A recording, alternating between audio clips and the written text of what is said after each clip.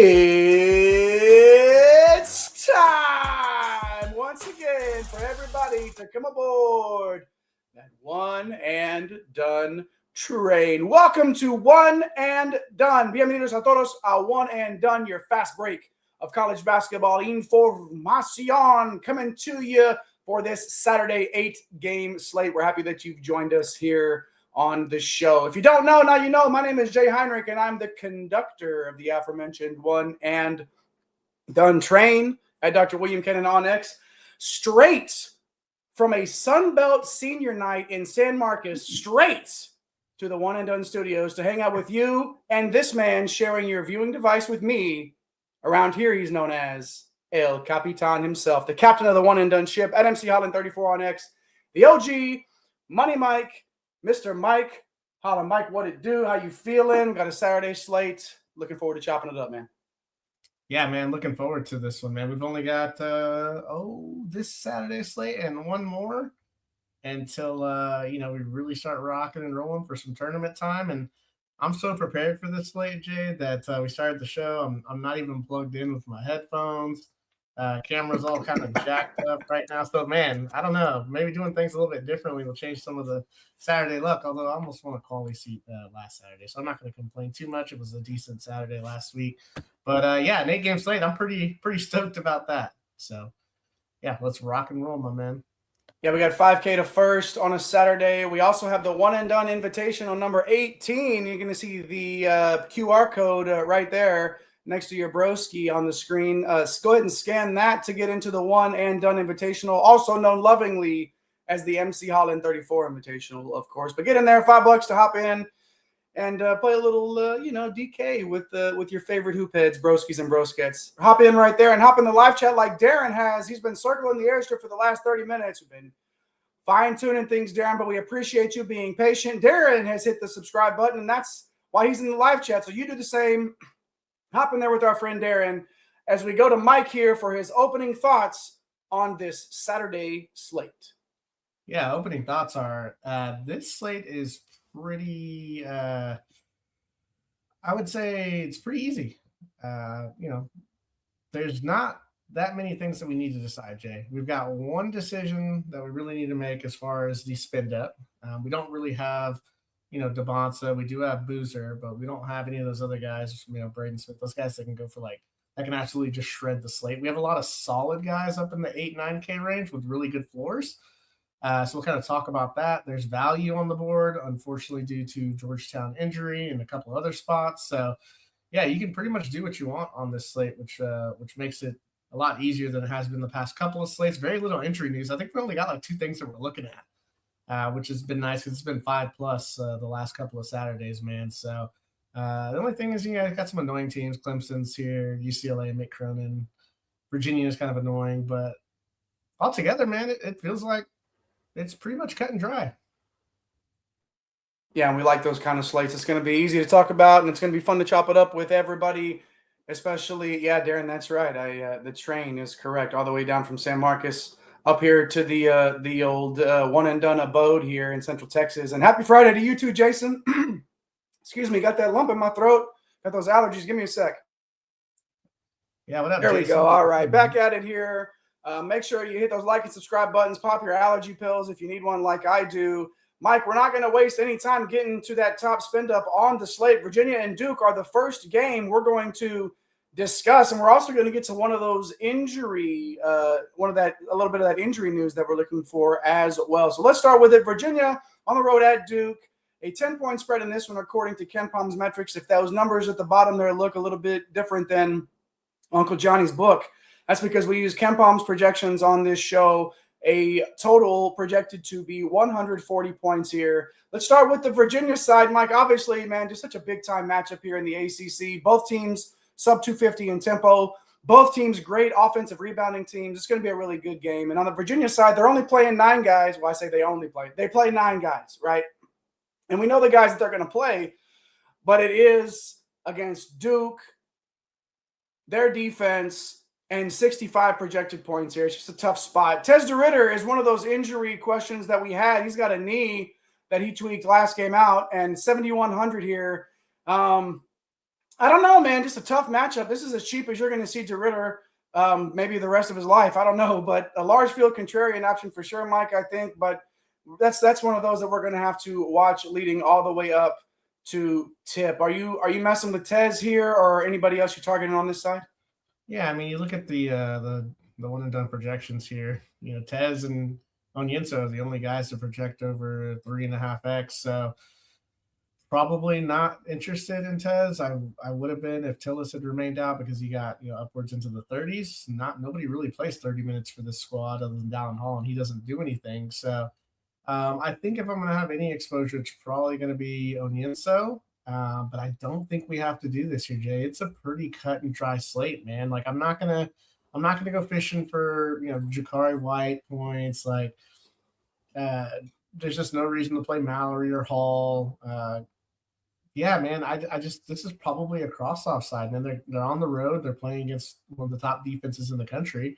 I think really this slate comes down to the big man on the other side and what you do with them. The only player in 5 figures here for salary, and that's Cam Boozer. Anybody could have looked at this slate and said there's one guy over 10K. Who is it? We know it was going to be Cam Boozer, right? 10.9, the only guy over 10K. We haven't talked a lot about value here, but there is plenty. So if you want to be able to get to Boozer here, I think you can do it. This is a really good spot. Virginia, is going to keep this one close. They could push him to 36 or 37 minutes, Mike, and he is one of the few guys on the slate that can go for 50+. So, again, it's the key to the slate here. Are you playing Cam Boozer or are you not? Mike, what are you feeling right now as we get to this? Obviously live, it's Friday evening. Yeah. As we inch closer to Saturday, right, what are your initial thoughts on Boozer and the rest of the Duke side? Yeah, I mean, I think look, the projection's at 34 minutes, right? If you project him at 37, he's going to go over the 4x value. And even if he doesn't, he still has 50+ upside, like you said. So it's not like this is the easiest matchup, right? And the implied total is still kind of like, But if there's any guy that's going to be able to just drop 24, 12 with 5 assists and a couple of stocks, right? Like it's going to be Cam Boozer. So I think where we sit right now, once we run through the rest of the slate, you're like, man, do I want to play like some of these other guys or do I just want to play Cam Boozer? And I think as of right now, I'm probably going to be 50-50 where I'm just going to be playing maybe even more, maybe closer to 75, honestly. He's too good, and there's not really those guys on this slate that'll be able to get anywhere near him if he has one of his. I wouldn't even say he has to have a ceiling game. Like if he just has one of his great games that we're used to seeing. Yeah, I feel like this is one of those where the night before we're like 60 or 70%, and then the closer we get to it, we fade off a little bit and maybe end up 50%. That's something as the news comes in the morning that we obviously want to pay attention to. He is the key to the slate. Let us know in the chat what you're doing with Cameron Boozer. Are you playing him? Are you fading him? Are you going to go 50-50 like I might? Let us know what you're going to do. And all you got to do that is hit the subscribe button and hop on in the chat with Darren and Jason B. and the rest of the liveliest live chat in all of college hoops. Don't forget to find that link to the One and Done Invitational in the live chat. Hop in there, $5 to play over there on DraftKings with your broskies and broskets right there. And Nape doing a good job behind the scenes tonight, pushing the buttons, getting that flashed up for you there. So make sure you hit that up. As we hit up the second game on this slate, Mike, Seton Hall at UConn. First matchup, UConn won at Seton Hall 69-64. Terrace Reed had a big game in that one. And unless you were under a rock midweek, you know that he also had a big game his last time out for the Huskies, quite possibly the greatest game of his career. I'm not betting on that happening again in this matchup. Both teams are super slow. Both teams are top 11 in the country in defensive efficiency. And Seton Hall goes to UConn on the bubble with a huge chance, Mike. This is the type of matchup. This is the type of game. Yeah. This is the type of resume builder that a Seton Hall needs. And this is the name brand win that gets you into the tournament over some of these other teams around you. So Seton Hall, the problem is, and from a DFS perspective, man, 57 implied points. 5. It's not 6, 7. 5, 7 on this one, and only 128 implied points in this game total. Adam Clark at 7,900.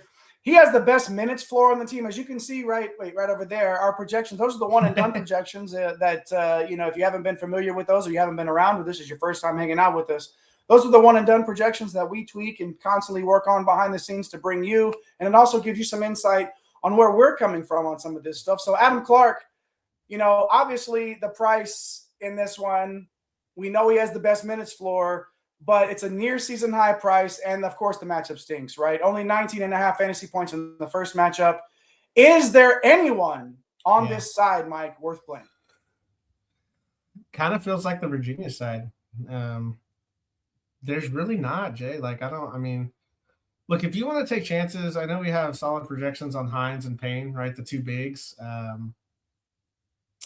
They're 5,200 and 4,800. So we're just going to talk about value. That's just like getting in its much better spots and just makes more sense. But, you know, they both have shot blocking upside. So if they're able to stay out of foul trouble, they're able to block a couple of shots. That's really going to help them try to hit that 20 fantasy point mark. I'm not going to chase it. It's just really not worth it for me, man. Like Stanton McRae, probably not going there. Like it's 57 implied, Jay. Like even if they go over and they go to 61, like none of these guys are really going to hit anything. So yeah, just kind of a tough spot here, man. Before we move on to UConn, I want to say hey to Warren in the chat. Good to see you, man. Thanks for hopping in there. Now let's get to that UConn side. Terrace Reed, Mike, 9,400. You're paying for that absolute Baby Shaq-like performance that he had on the last one. What do you think, man? A lot of guys to talk about on UConn. Jalen Stewart's questionable. He's got a knee as well, like DeRitter did. So obviously some information we're going to have to pay attention to leading up to tip. We are projecting Jalen Stewart to play right now. So what are your overall thoughts on the Huskies, Mike?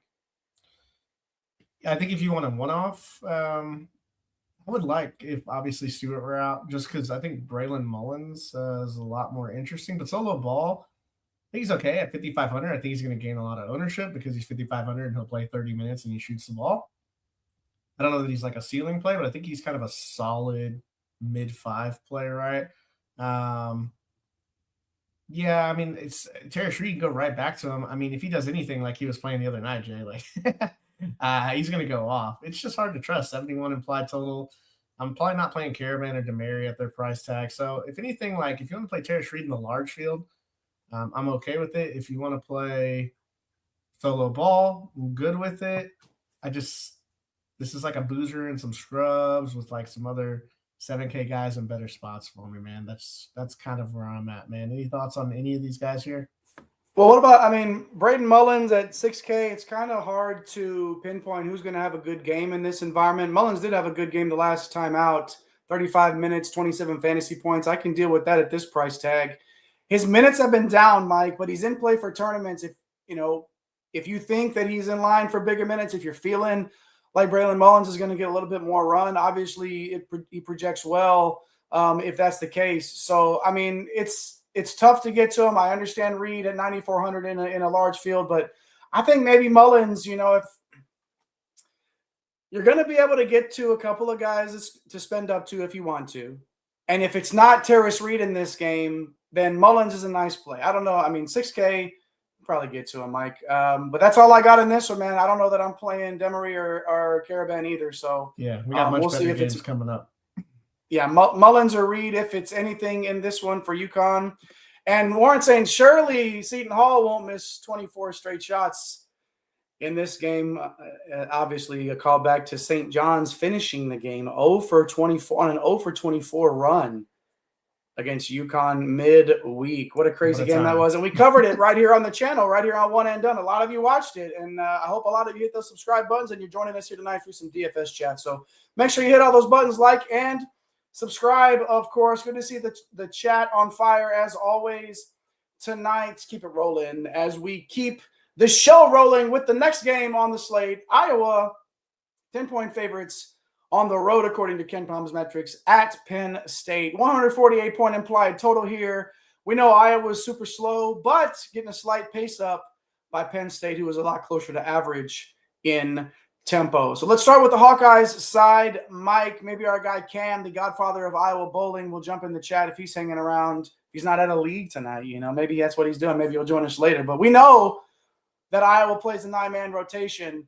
And other than Sturtz, it's kind of hard to know which guys are going to be the ones to get the minutes on any given night. There's some things working for us here, though, on this side of the ball. Nice, juicy matchup. We know Penn State, they can't guard. They couldn't guard me. I mean, I might be able to get a couple of dimes on Penn State's defense.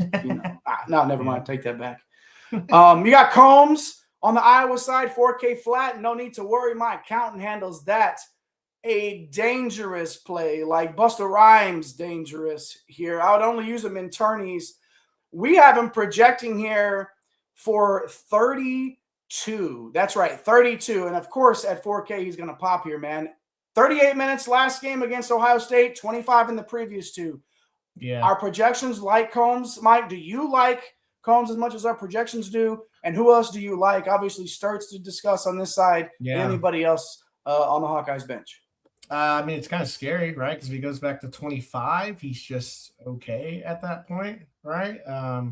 It's really hard to ignore that many minutes, though, in the last game. Like, I feel like you want to attack that. Bennett Sturtz, it's kind of the theme for the 9K guys. Like, there are so many 9K guys that are awesome floor plays.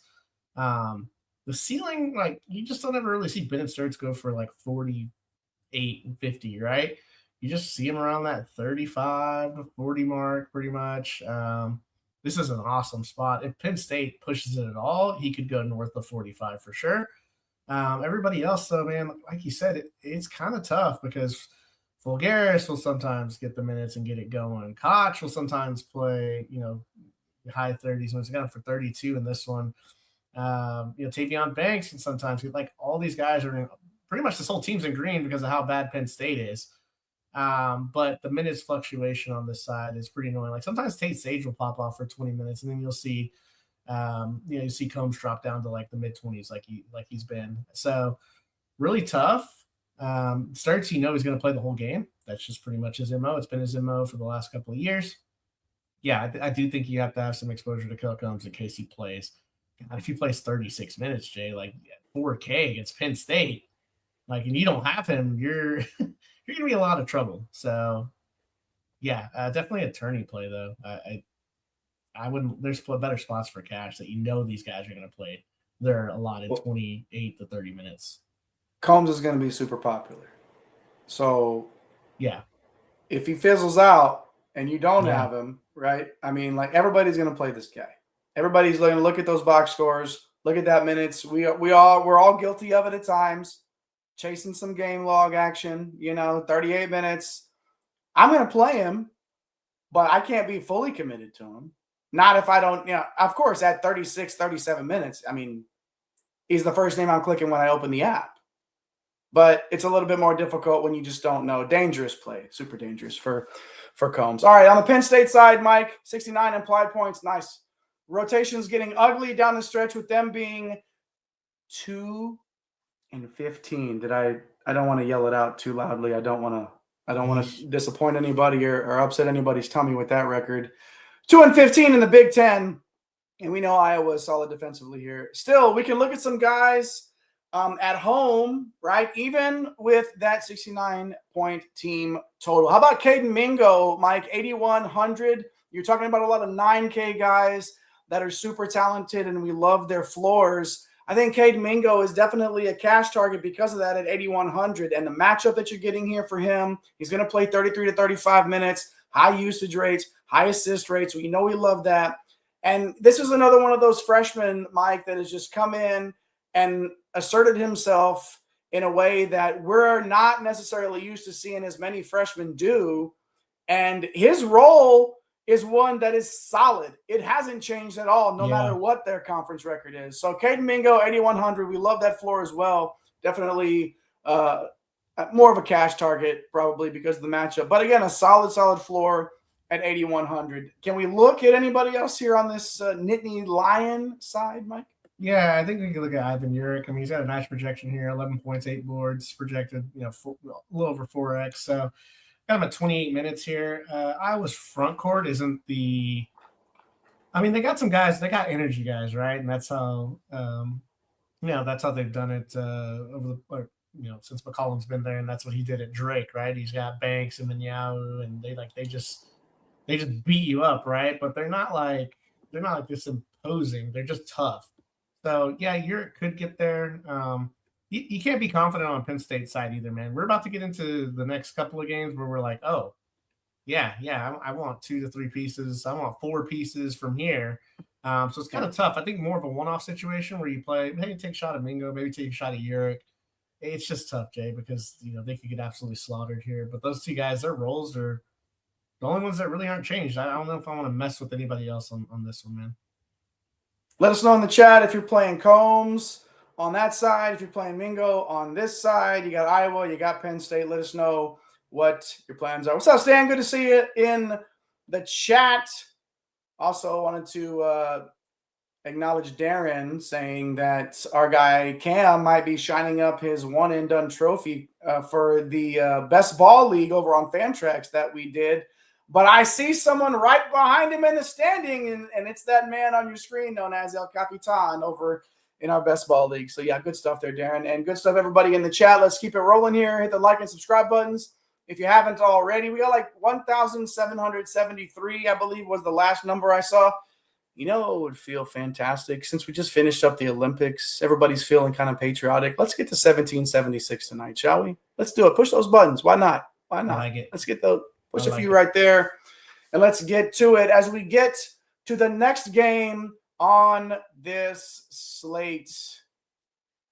And oh boy, Mizzou and Mississippi State. We got a close one here on our hands, projected anyway, and we have 153 points implied on this one. Last time out, this was only a 5-point game, Mike, which Missouri won 84-79. Mitchell and Hubbard both had good games in that one. And we know that Mississippi State is going to pace up Missouri here with their 8-man rotation, the Tigers, that is, led by Mark Mitchell, absolute beast here. You got the positional flexibility at 8,600, one of the better spend-up options on the slate, and he showed you what he could do against Mississippi State the last time they played with 36 fantasy points in the first matchup. Mike, you talked about guys being able to not just score the real life points, but also find ways to get the stocks and get those sort of ancillary sort of pieces that you need to push you over the edge. Now, we're chasing commas here, right? And we need all of those stats that we can get. And that's the problem that I have with Mark Mitchell, right? He rarely produces that major upside total because of the lack of stocks there, man. But still, even with that being said, Mike, still one of the better spend-up options on the slate. Yeah, he's kind of in that line, 8,500 to 90. We're going to talk about a bunch of these guys where it's like, they get it done, but like, is their ceiling? Or it's going to be the kind of a common theme here outside of Boozer.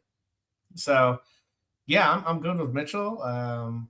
Anthony Robinson getting a nice projection. The problem with this backcourt, Jay, like Jaden Stone, minutes kind of got slashed there last game, but was up there playing 37.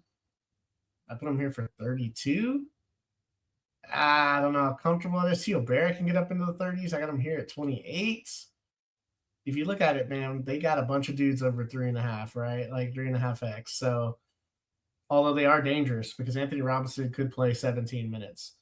So it's a little annoying. I don't mind in tournaments playing these guys. Anthony Robinson, Jaden Stone, Theo Barrett, even a Trent Pierce. I don't mind in tournaments going to these guys, Jay. This is more of a one-off situation for me. I'm not playing multiple guys in this one. It's probably going to be some Anthony Robinson just because of the salary. I think Jaden Stone's kind of a cool play just in case he bounces back and plays 37 minutes again. Let us know in the chat what you're doing with this game. We would love to hear from you on this Missouri and Mississippi State tilt. I think you got to have a little bit in one of these. Again, Mike, we're going to be able to talk.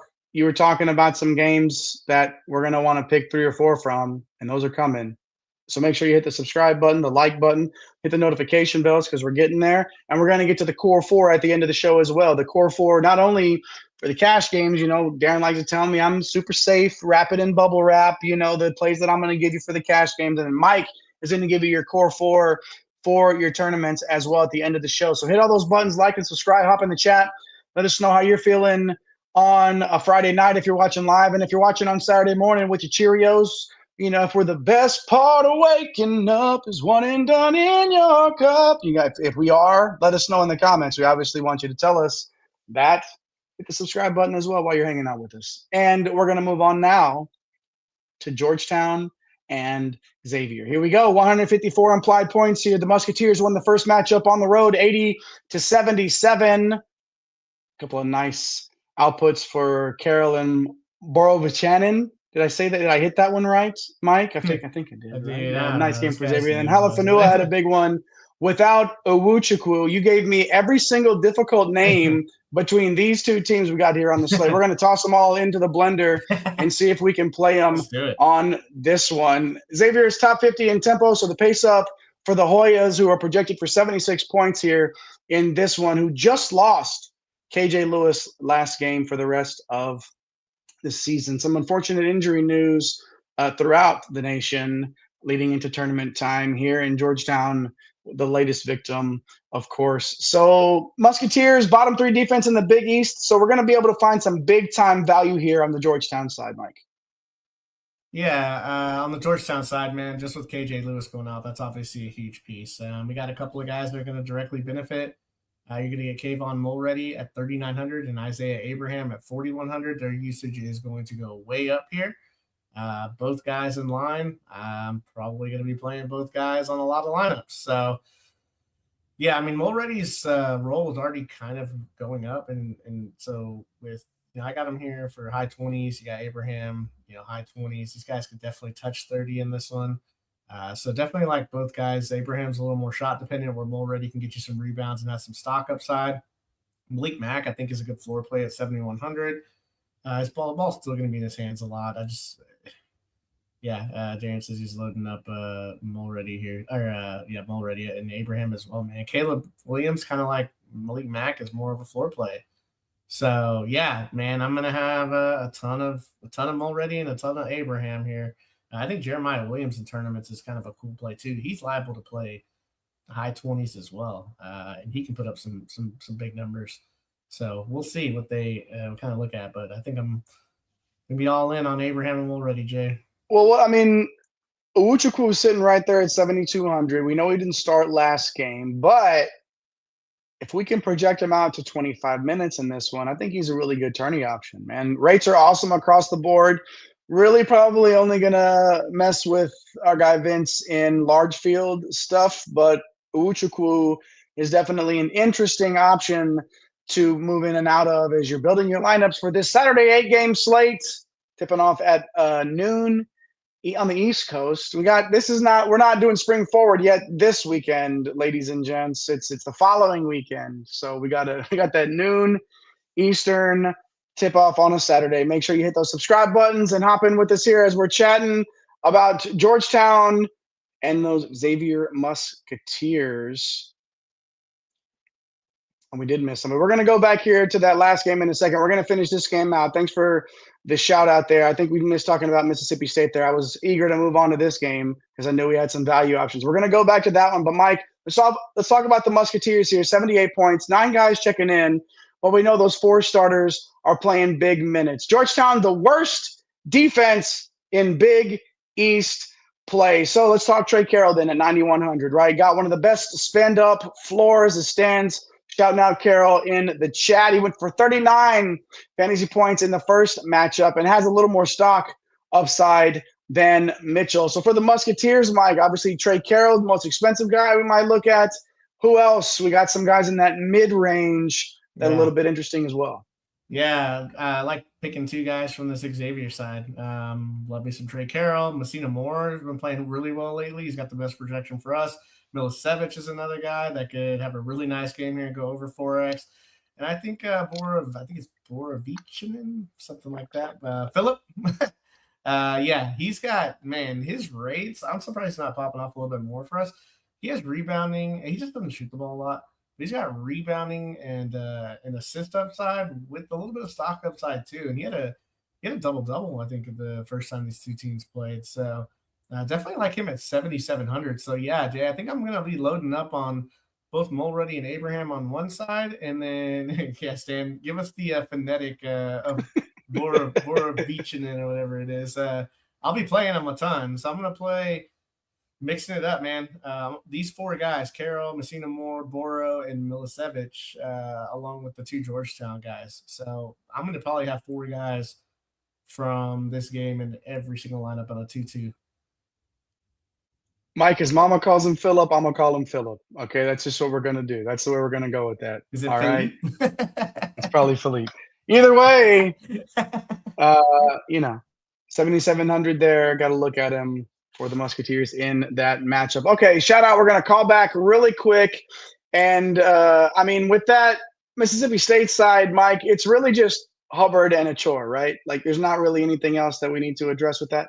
Yeah, if you think the Fleming Davis role is changing, he played 30 minutes last game at 4,600. I think he's kind of a cool large field tournament. But, yeah, it's either Hubbard because he has ceiling. But Chor is, if he's going to be playing 25 minutes, like his rates are so good that, he's definitely worth mentioning. So, yeah, both of those guys. But more that game is like pick a one-off from one of the sides and kind of just move on. Yeah. All right. Good stuff there. All right. Shout out to everybody for the patience. Appreciate that. We always appreciate the love in the chat. There it is. Borovichich. Okay. Sure. Philip. All right. Good stuff, everybody. Are we clicking them or not? Let us know in the chat. That's really the important question here is, are you clicking them or not? Let us know what you are doing in the chat or in the comments. If you're watching the morning after, getting ready for your Saturday slate, tipping off at noon Eastern on DraftKings. We got 5K to first. We got the one and done Invitational number 18. The link to that is in the live chat. We'll flash the QR code at the end of the show as well. So make sure you hop in there. $5. Have some fun on DK with your broskies and broskets. Oh, right there. Look at, I got Nate flashing on your screen right there. There's the link. It's in the live chat. Go get to it. As we get to Vanderbilt and Kentucky, everybody's hit the like and subscribe buttons, of course, notification bells, because they love hearing us talk, especially Big Blue Nation, about these Kentucky Wildcats, right? We know both teams like to run a little. Not the result Mark Pope's squad was looking for the last time they played Vanderbilt, who absolutely smoked Kentucky the first time out, 80-55. I imagine this one's going to be a little bit closer. And according to Ken Palm's metrics, it will be. I think it's going to be a lot, a couple of possession game here for Kentucky and Vanderbilt. How about the Vanderbilt side, though? Mike playing 8 guys. We know Kentucky's been really solid defensively, except the last time these two played. And Vanderbilt has a guy that you might know him. He's Tyler Tanner. Yeah, he's pretty good. And we used to have to pay over $10K for him. Yeah, we did. And now one of the safest spend-ups on the slate, and we know that huge upside is there. Max minutes, great rates, just a really solid play all the way around. Mike, are you clicking Tanner's name or anybody else on the Commodore side? Yeah, I like using Tanner here. He just plays 38, 39 minutes. So a good play. I probably staying away from the rest of Vanderbilt here, Jay. I don't like the Duke Miles thing. Everybody was on him last game.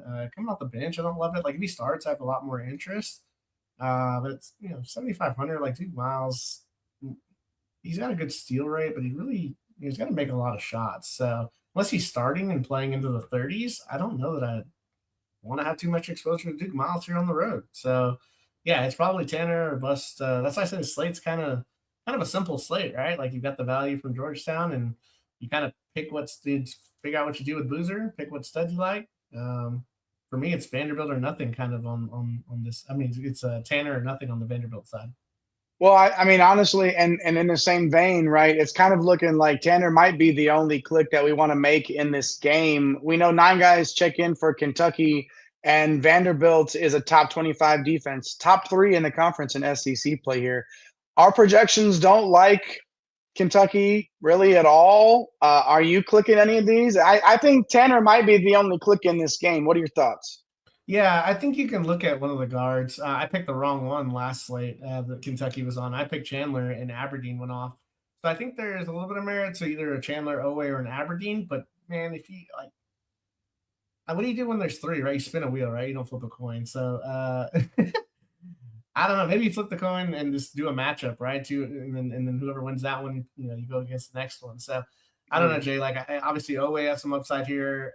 Aberdeen at 7K gets a little more dicey. I do like Chandler, just because he's kind of sneaky for large field tournaments. But yeah, Jay, it's tough here. Is anybody else worth considering here? Well, I think Malachi Moreno, you have to take a look at him for tournaments. Vanderbilt's not the biggest team, and we know that he can facilitate offense and provide stocks as well. So some of those non-real point statistics that you have to accumulate to win the cash in these DK settings, and Moreno is one of those guys that can do it. Large field, again, a couple of these guys that I mentioned, it's important to understand. I'm really only recommending a few of these guys for large field type stuff. You know what I mean? Just trying to chase that upside that Malachi Moreno has, right? 6,700, a very, very interesting play for sure. Let us know if you're clicking anybody else on that Kentucky side, man, or if you're just going with Tyler Tanner. We know Stan's going with Tanner. He's already let us know in the chat. Let us know what you think if you haven't already. Hitting all those buttons, notification bells, of course. Follow us at One and Done CBB over on X. Going to get the links to the shows. Every once in a while, we'll throw some cores up there, and just give us a follow, and we would definitely appreciate that over there. And hit the subscribe button, most importantly. If you're watching on X, we appreciate you. We definitely do. We see you in the lobby. Push the app down a little bit. Go to the top there. It'll say open in app on YouTube. Once you get to the page, hit subscribe. We definitely would appreciate that. We're rolling, Mike. Only a couple of games left on this slate. An 8-gamer, much different than the 11-gamer that we covered the last time out. Much different. And much easier to talk about, Mike, like you said, because this is kind of a straightforward deal here. It's just a matter of picking the right guys for your lineups. And that's why we're glad you're here chopping it up with us here on One and Done. So let's get to the Louisville and Clemson game, another game that's projected to be close. Obviously, if any of these games, if you pick the right game and you double up, you take 2 or you take 3 out of some of these, and then they go to overtime, looking at some of these closer projected scores, that's something that you have to take into consideration. Only 147 points implied here. I say only compared to some of the 150s that we've been checking.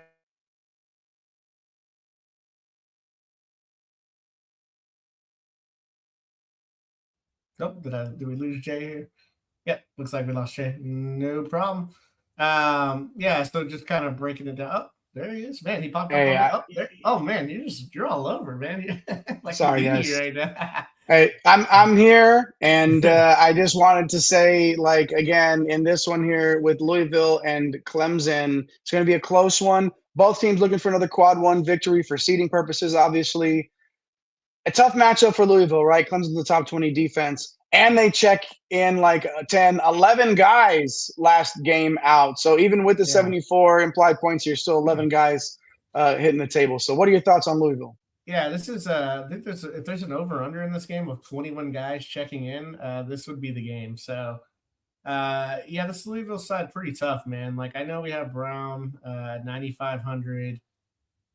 I think if I was going to play one of those guards, it'd probably be Ryan Conwell in tournaments, just because you're getting $1,500 savings and he shoots a ton of threes, right? So you kind of want that. Although it's going to Clemson, man. Like, this could turn into a slugfest because both teams been playing pretty decent defense here. I can't recommend anyone else here, Jay. Like, they play a million forwards. I'm not playing McNeely in this type of environment at 4,600. So, kind of a rough spot here, man. That's almost a cross off, except for Conwell and obviously Michael Brown can do it. I just think in tournaments I'll take a shot or 2 on Ryan Conwell here, man. What about on the Clemson side, man? Are you sick of him like Warren is? Because basically it's always a crapshoot with this side. It's and that was, you beat me to it, man. They always just seem to end up on the main slate that we're covering, and all you can do is spin the wheel. Yeah.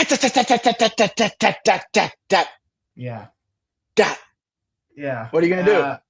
I don't know, because I guessed right on half my lineups last time because I played Dylan Hunter, and for the first time ever, he had more than 3 fantasy points. He ended up going for like 24 fantasy points.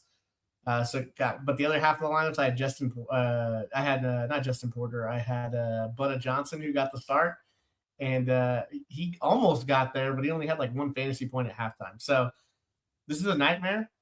They're always underpriced, right? There's no one ever on the scene that's ever going to be over 6K. Dylan Hunter, if you want to go back to that, I mean, the minutes floor looks pretty safe. Him and Godfrey are projecting well. You just never know, man. This is like a one-off scenario to not even for value, right? Because they're not even at value price tags. Dylan Hunter at 4,700, right? But everybody else is just Carter Welling at 5,400. Jay has the best rates. I mean, 28% usage, 35% rebound rate. He fouled in like the first 2 minutes. He's a 5.5% combined stock rate. Like if he ever plays like 22 minutes again, especially in this type of environment, they're getting paced up by Louisville. So one of these guys is going to do it. I don't know. Well, I mean, and Ace Buckner is another guy, right, who's been getting a lot of buckets lately. 4 out of his last 5, he's gotten over 20 fantasy points here. But this is the most expensive he's been since like November. I hate paying for guys at their highest prices. The price is up from what it has been, but you're paying for it now. The last 5, it's been 29.5, 21, 10, 24.5, and just over 26 fantasy points, right? So the consistency's been there of late, and that's what we like in terms of that. So if you have to pick somebody on a Clemson side, you're looking for any sort of consistency at all. And the concern is that you're going to get the highest Ace Buckner price and the lowest output, and you will get crushed because of that, because you decided to cram somebody in on Clemson into your roster. So that's your choice. If you want to do that, man, spin the wheel. And if you beat me, I'll shake your hand. But man, full price Ace Buckner, I don't know, dude. It's just he's been getting buckets lately, and if you want to chase it, chase it. That's cool with me. The guy that's not even starting is the most expensive player on Clemson. They probably will get the start. He started the second half the other day, but it's just funny that that's this team, man. So check starting lineups as we get a little bit closer, right? If you like putting yourself through things like that, and you want to set. It was Butter Johnson, and he was awful last game.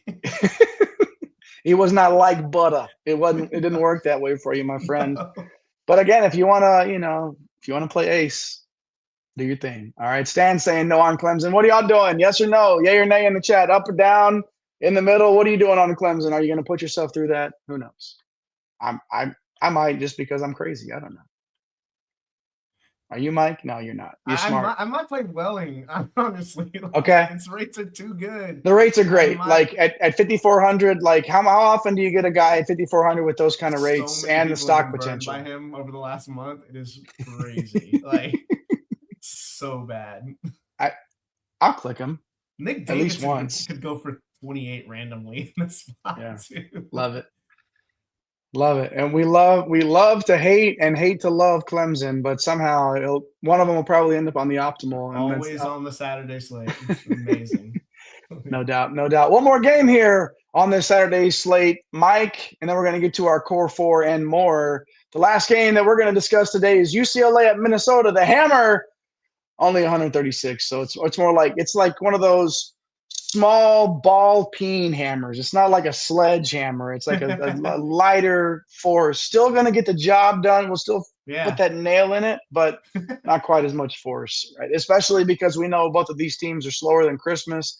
Not a lot of possessions in this one, as shown by the 136 implied total here. We know Minnesota doesn't play a ton of defense. Shout out to Nico Medved for doing his thing up there with his alma mater. They played much better in his first season at the helm there, but they're just not there defensively yet. So can UCLA take advantage? They're going to check in 10 guys, and one of those guys is named Donovan Dent. Okay, 8,800 here. Another guy that if you're spending up, you really like the floor. I think this is a game, though, that you've got to look for the ceiling, right? And it's been back-to-back games of 45s. I think it's possible that he could find a way to do it again. I don't always like chasing that, man. I just like Donovan Dent so much as a college basketball player that sometimes it's hard to separate that from the DFS side of things, man. So take everything out of the whatever you need to do to deduct your reasoning here with Donovan Dent. Are you playing him, Mike? Because it's going to be hard for me not to with how well he's been playing lately. Yeah, there's a lot of guys. I mean, how many guys we talked about in the 8.5 to not the floor is really good. Sturts, Dent, Carroll, like we're just talking Tyler Tanner, multiple guys, Hubbard's in that conversation, like right, like guys that I know every now and then they may go for a big game, but it's not like the consistent, like, oh my God, JT Toppin, Boozer, like it's like, whoa, that's insane. Yes and no. It's kind of a spot where you can maybe rotate a second spin up next to Boozer, and you're gonna have to choose between all these guys. And Dent on the road here, he's been playing awesome. He's gonna play huge minutes, obviously. Yeah. You said he's got some interesting tournament guys. You still don't know what Mick Cronin's gonna do. That's just terrifying. Like Tyler Bilodeau, who knows? Sky Clark, if his minutes ever go back north of 30, you love it, but it's kind of hard because Trent Perry's playing so good right now that they kind of can't.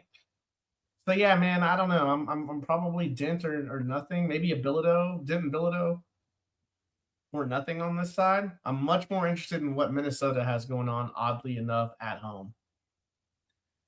Yeah, you say that because we know they play like 6 dudes, man. Like it's and that's one of that. That's one of and that's one of the sure things on this slate is Minnesota's rotation is like this big. It's like and that guy plays like 10 minutes. Yeah. Gives everybody a 2-minute break.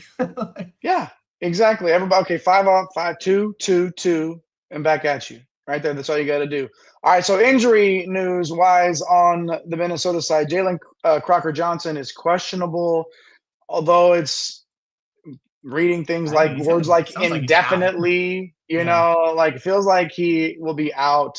So that's what we're projecting him to be, is out. And even though the 67 implied team total here, it's a stinker, right? We know that 5 guys basically play all the minutes. So let's talk K. Tyson, Mike, at 8,400. You get the positional flexibility if you need it in your lineups. And another guy that, again, every single minute, like you know where you can't score fantasy points? On the bench. You know who doesn't spend a lot of time on the bench at all? Is K. Tyson. Another floor type stud, another one of those guys, Mike, above 8K that you just love the floor here. Obviously at home, a tough matchup. This is like my definition of the floor guy today for a cash game. Just a safe play. You're trying to hit a double up, but you're finding a spend up in a double up game or something like that. I think K. Tyson is a great play. I'm thinking we're probably leaning to some of these other guys on tourneys though. Yeah, man. And I don't know what to do. Grayson Grove, man. Like, dude, that projection, he's 38 minutes at 5,200. What am I supposed to do? I'm supposed to click his name. That's why I say the slate's kind of easy. You click Grayson Grove, you click either Kel Combs and one of the Georgetown guys, or you click the 2 Georgetown guys in Grayson Grove, or you could play all 4 of them, and then you just go crazy in the 8-9 and Boozer range. Like, it's a pretty simple slate, Jay. But then you're leaving out like Isaac Asuma and Langston Reynolds, both guys in the 6, mid 6s and the 7K range, where it's like, okay, well, how many minutes are they going to play? Well, they're going to play 38. Mm-hmm. So, yeah, I'm not mad if you want to play 2 Minnesota guys. We talked about a lot of these spots. It's kind of one guy or nothing, right? A Tanner or nothing, a Conwell and Attorney or nothing, right? Xavier's kind of the one spot where you maybe want to get a couple of guys over the 6K mark. Iowa's kind of Sturts and Combs or nothing because you're kind of gambling on everybody else. So, yeah, like they're literally going to play the 5 starters. I mean, 190 plus minutes. Like, it's insane. Yeah. I don't know what they're going to do with them. Even when they're in foul trouble, they're playing because everybody's hurt and they don't really have anybody else. Otherwise, it'd be like walk-ons and like guys that are out there. So Medved's not rolling those guys out there. He's just not. I mean, he's just going to tell the guys play zone and like he's going to do different things to keep those guys on the floor. Like I don't play Bobby Durkin when he's at 6,800, but there's a reason why he's 6,800 now. He was fun when he was playing 37 minutes at 4,500, but he's shot dependent. I'd rather play these other guys with better rates. Yeah, so, another guy in that 6K range that you sort of miss out on, Braylon Mullins, somebody I mentioned earlier. Like these are things you got to take into consideration here as you're building these lineups, right? It's going to be easy to play some expensive guys and then find some cheap value on this one. Minnesota is a place where the minutes are there. Is Grayson Grove somebody that y'all are playing? Let us know in the chat or the comments. He's towards the lower end of the price range in terms of guys that we're looking at on this Minnesota side. So, yeah, man, I mean, this is obviously 67 implied team here is not necessarily something that we're always just going to yell about from the rooftops. But when you know that 5 starters are going to play 190 plus minutes, it becomes a little bit more enticing, right? So Cade Tyson at 8,400 going to play every minute, and most of these other starters will as well. All right, good stuff here. Make sure you hit those like and subscribe buttons. Show your broskies in basketball some love. 50 minutes, 8 games, bing, bang, boom. Love it. In and out. And right on time, Mike, for everybody's – I mean, they stuck around to the end. I think we got to give it to them here. We got to give them the core 4 and more. Crowd goes, wow. All right. Here we go, Darren. Nice and safe bubble wrap for you here in the cash core. We got Tyler Tanner here. We got Cade Tyson. I told you I like Cade Tyson talking about that Minnesota game. 8,400 here. I love those two guys as spend-ups floors in your cash game there. Yes, I am a sicko. Yes, I am recommending you play Dylan Hunter from Clemson at 4,700 in your cash games. 35 minutes. Yeah. And that's why, right? Just embrace it and move on. Just hold your nose and click, okay? And then Isaiah Abraham at 4,100 for the Hoyas there, leaving you with 58.75, excuse me, there per player. You can still do some damage with that. You can still get a spend up in and then find a little bit more value with that core right there. So good stuff there. Let us know if you're playing cash games, if you're chasing commas like our guy Mike is, who's had a couple GPP wins already under his belt this year. How about 5K tomorrow, Mike? That'd be pretty fantastic. That'd be all right. Yeah. That'd be pretty good. For sure. And you know what else is pretty good, Mike? It's the core 4 for the tournaments. So what do you got here, man? I got a feeling I know where you're going with your spend up. Yeah. It's this guy. His name's Cam Boozer. Pretty good. Just talked about it. Grayson Grove. Kind of have to. Kel Combs, I think if you think he's going to get 35 plus minutes, you got to play some Kel Combs, but it's not guaranteed. That's why he's in the tourney. And then Kayvon Mulready at 3,900, like these Georgetown guys, Abraham Mulready. Yeah, they're just going to have minutes, and you're looking for that when you're playing 3,900 and 4,100, and they're going to get higher usage to go with it because of the loss of KJ Lewis, man. So pretty simple slate, Jay. Like, you maybe only have to gamble one time, and that could be on like somebody on Clemson. It could be on an Iowa guy at Penn State, right? It could be one of the Missouri guys, So yeah, it's a pretty just laid out slate where here we go. We're not waiting on much, so looking forward to it, man. Chore with that 37% rebound rate at 5,300. That's something you can consider in that low 5K for sure as well. They're everywhere, man. Just take a gamble on some of these guys. Again, we know Hubbard is the only one in Mississippi State that's guaranteed to play 30 plus. And we know a lot of these guys aren't going to play. There's very few secure minutes that we know of. And we just gave you a bunch of them there at the end, of course, with Minnesota. Then there's some few plays sprinkled throughout as well, of course. And we appreciate all of you for hanging around through all of them here. If you were watching live with us on Friday evening, or if you're catching up later on, maybe Saturday morning with your Cheerios and your cup of coffee, whatever it is you want to do, however it is that you watch one and done, we appreciate you nonetheless, all the same, whatever you want to call it here. I'm out of energy, man. I told you on the open, I came straight from Sunbelt Senior Night in San Marcos there. Came straight in. Last second shot for Appalachian State, hits off the rim. Bobcats win, and the crowd goes wild. The largest crowd I've ever been a part of at Strahan Arena for sure. And I'm hoping to add the largest total I've ever won on DraftKings on a Saturday with 5K. Let's do it on a Saturday, and we hope that you do it too. Right there is the QR code for the One and Done Invitational. I know Stan's chasing 5K. I saw Jay Kearney drop in the chat earlier as well. Good to see everybody. We appreciate all the love, Right there at the bottom of your screen is the link. It's in the live chat for the One and Done Invitational. We know that we're all going for 5K as well, though. So good luck to everybody. We definitely appreciate you all for taking the time to hang out with us here on One and Done. Shout out to Nate for pushing the buttons. Shout out to Eric the Blue for getting the studio set up. And shout out to you for hanging out with us. Shout out to this man right there on your viewing device. Around here, he's known as El Capitan himself. He's the captain of the One and Done ship at MC Holland 34 on X, the comma chaser himself, the OG Money Mike, Mr. Mike Holland. We're all chasing it tomorrow. Good luck to everybody. We appreciate you all. Make sure you hit all of those buttons. Thanks for the love, Stan. As always, at One and Done CBB on all the socials. And, of course, One and Done College Basketball on YouTube.